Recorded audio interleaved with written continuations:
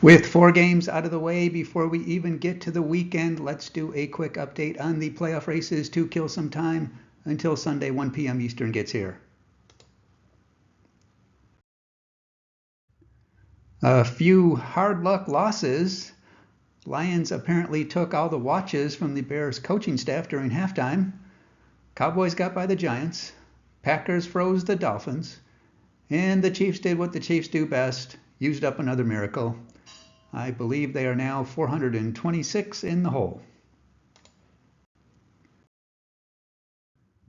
With the Lions winning, they would clinch a playoff spot this weekend with a couple of semi-complicated scenarios. Either losses by Cardinals, Seahawks, Buccaneers, and 49ers would do it, or swap out the Buccaneers in a 2-for-1 deal with the Falcons and Commanders. Basically, either of these would make it so not enough teams could hit 11 wins to cause the Lions any trouble. Before moving on, if you fancy poorly produced videos discussing geeky playoff race stuff or play fantasy sports and want to support a fledgling enterprise, check out the Playoff Computer app on the Play Store, like and subscribe here, or provide some pizza and beer-fueled energy through Buy Me a Coffee, or all three. It would really help out. The Bears with that loss are eliminated from the NFC North, with the computer projections for them likely needing to get to 10 wins for a wild card, and it only being physically possible for them to achieve 9, they are realistically out. However, amongst their 1% chances are scenarios in which it is theoretically, although highly unlikely, to get in with as few as 7 wins. I would say winning out and hoping for miracles is what they are down to. The Cowboys kept alive their slim mathematical odds to win the NFC East. Realistically, they still need to win out to get to that likely 10-win safe mark for a wildcard spot.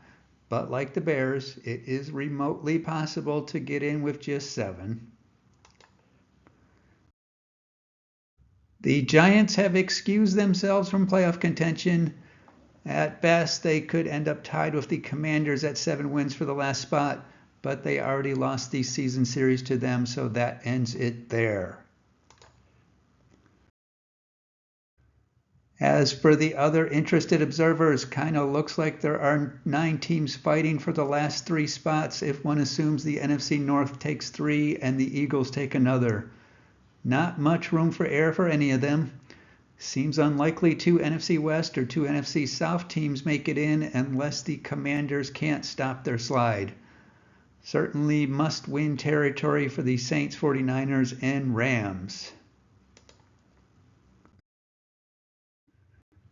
Over to the AFC, the Chiefs have clinched a spot. Surprise.